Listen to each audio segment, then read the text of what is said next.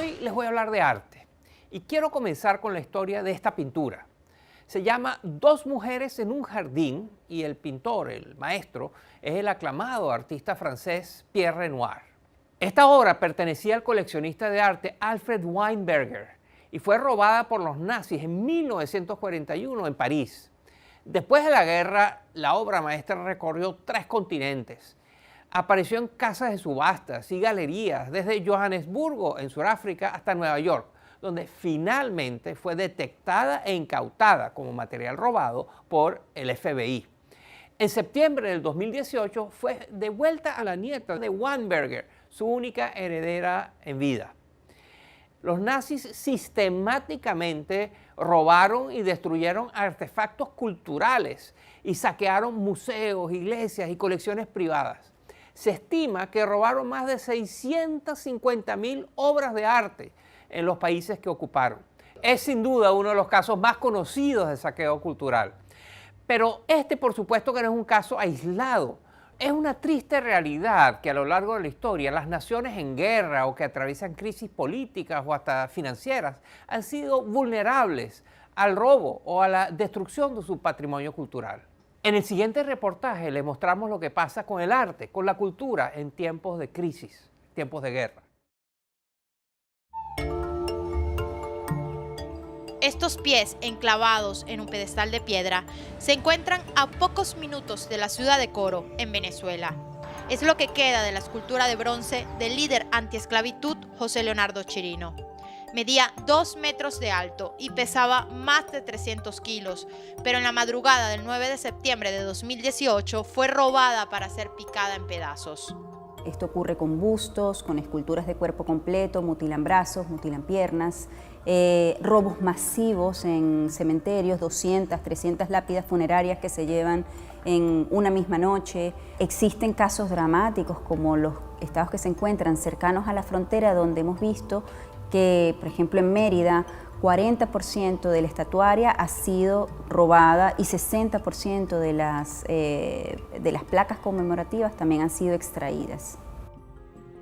Ana María Carrano es directora de la organización allá en Venezuela, que ha contabilizado más de 80 robos culturales en 12 estados de este país entre 2017 y 2018. Según Carrano, se trata de un fenómeno que ha ido empeorando a medida que se ha agudizado la crisis política y económica que vive Venezuela. La motivación principal es económica. Las piezas que son robadas son despedazadas y fundidas y comercializadas en países fronterizos por un precio que puede ser 2 o 3 veces mayor que en Venezuela. El país sudamericano no es el único con su memoria en riesgo. En Nicaragua, por ejemplo, la reciente violencia ha dejado a su paso edificaciones coloniales destruidas o incendiadas. De hecho, en los últimos 20 años, el conflicto político y la guerra han llevado a la destrucción de al menos 7 de los espacios declarados Patrimonio de la Humanidad por la UNESCO, la mayoría de ellos en Oriente Medio.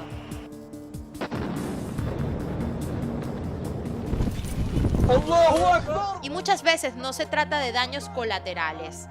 Así lo explica Antonio Zanardi, el presidente de la Fundación Aquileia, dedicada a la defensa del patrimonio arqueológico. La destrucción del patrimonio cultural es una de las armas de guerra más antigua de la historia de la humanidad. Siempre se ha intentado destruir la memoria y la identidad cultural del pueblo enemigo para de algún modo establecer su irrelevancia o su inexistencia en el mundo en el que vivimos. Estos años hemos sido tristemente golpeados por lo que está sucediendo en el Oriente Medio, sobre todo contra las comunidades cristianas. Zanardi, quien además es asesor del presidente italiano, nos explicó que el yihadismo intenta borrar de la faz de la tierra símbolos que demuestran que la convivencia entre las religiones es posible. Así, en 2014, en la ciudad iraquí de Mosul, el autodenominado Estado Islámico dinamitó la tumba de Jonás, un profeta que está presente en el cristianismo, el judaísmo y el islam. Y en el 2015 hicieron polvo la ciudad de Palmira, en Siria, donde durante milenios convivieron en paz 14 religiones muy diferentes. Pero el propósito no es únicamente borrar la herencia cultural de pueblos enteros. El saqueo del patrimonio también representa un modelo de financiamiento para los terroristas. Se ha generado un riquísimo tráfico de objetos artísticos. Vemos la cantidad de piezas que son ofrecidas en el mercado internacional provenientes de Siria. Esto es gravísimo porque constituye una importante fuente de enriquecimiento para el Estado Islámico, para ISIS, para grupos terroristas muy fuertes. Según datos de la UNESCO, la venta ilícita de obras de arte alimenta un comercio global que ronda hasta los 8.000 millones de dólares al año. Por eso, instituciones como la Fundación Aquileia intentan sensibilizar a los ciudadanos para que no compren estas obras de arte en el mercado negro. La comunidad internacional también se ha sumado al esfuerzo. En marzo de 2017, Francia, los Emiratos Árabes Unidos y la UNESCO formaron una alianza de más de 40 países que busca recaudar fondos para la protección del patrimonio mundial amenazado en tiempos de conflicto. Otros apuestan por la tecnología.